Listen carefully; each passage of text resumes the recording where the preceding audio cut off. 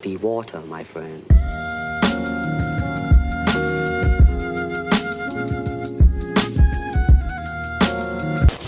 What is up, guys? It's Schmmo. I'm back for another manga review, and for this is a series that I've picked up off a friend who's downsizing, and I got a hold of it, and it was beautiful. I enjoyed all of it. I'm on the final volume, volume 10, and once I get through with it, that's it. This one is older. Let me just show you. The Sacred Blacksmith. It has anime, and I think the manga was published after the anime came out, or at least over here in America. Basically, let's just go over this real quick. The plot is very simple. Jeez, that's a bright light on me. I don't know if you guys can notice that. Give me that glow effect, just throw it in me.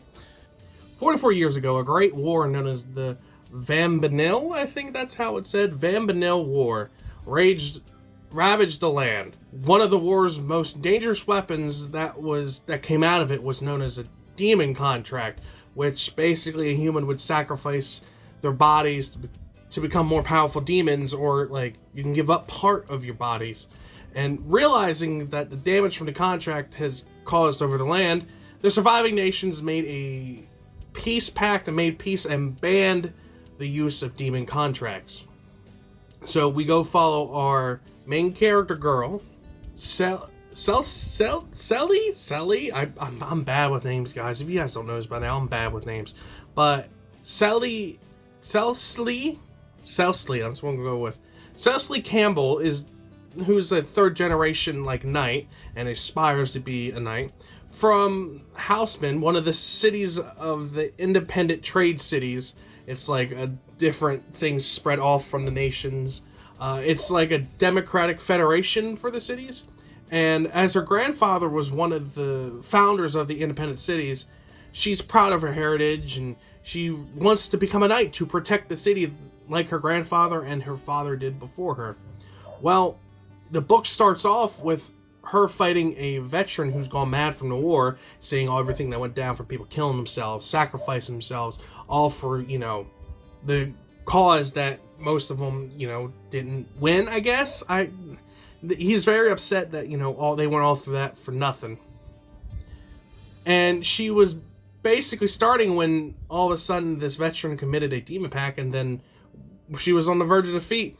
But then she was saved by this mysterious blacksmith known as Luke Ainsworth. He is another main character of the series who I find very interesting, and his whole character development doesn't really take place until the third or fourth book. It starts coming out and is very interesting.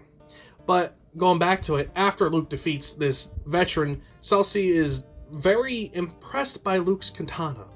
Basically, a weapon she's never seen before, and so she pursues him and wants to know more about this weapon and wants him to make her a weapon, which she starts getting into this whole thing and all this huge big adventure.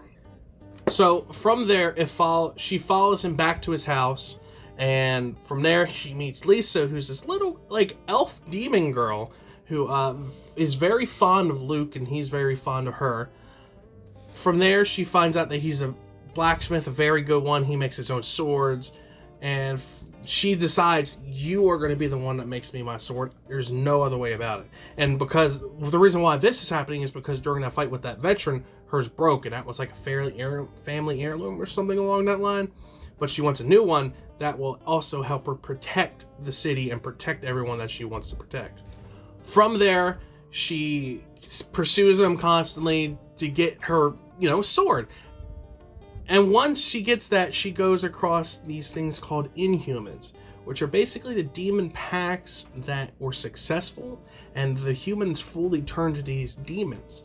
And they could range from boars with knives in their backs to giant golems to this whole 9 yards. And that's when you get a first real sense of the actual danger that is in this world. You don't really come across it. Yeah, you get that veteran that just summons something or goes mad, during the whole thing, but you really don't see much of the killing. Once you come across these guys, it gives you a sense and a grasp of what happens.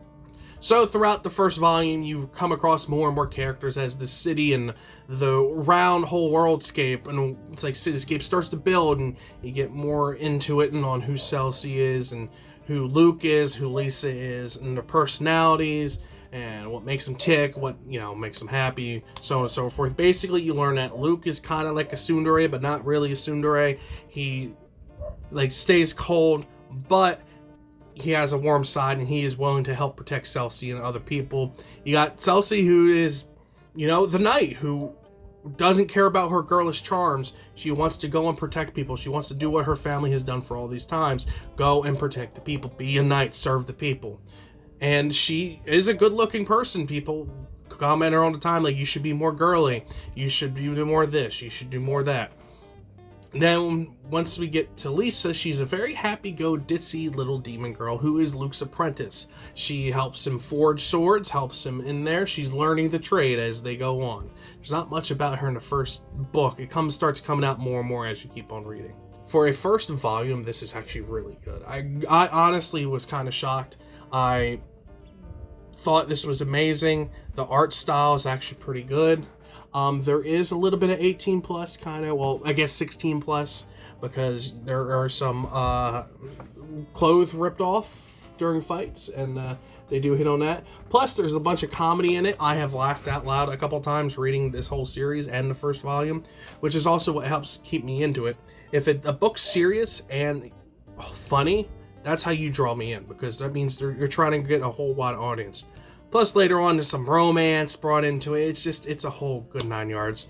It was released by 7 Seas, which none of their manga I have ever bought has ever let me down, which is really nice and kind of great. I can actually go back. There's a couple I go back on. Yen Press and 7 Seas are like the two that I can always count on getting good stuff. So overall, that's my manga review on this. I hope you guys enjoy it. It's a quick thing. Check out my podcast that I'm going to start doing weekly on Spotify. That one's going to be weekly. I think I can reach more of you guys out there in a big wide world through my podcast, so I'm going to start doing that. I'm going to start rambling, talking about different things, just going to see where it goes. I'm going to get guests on there and just go from there.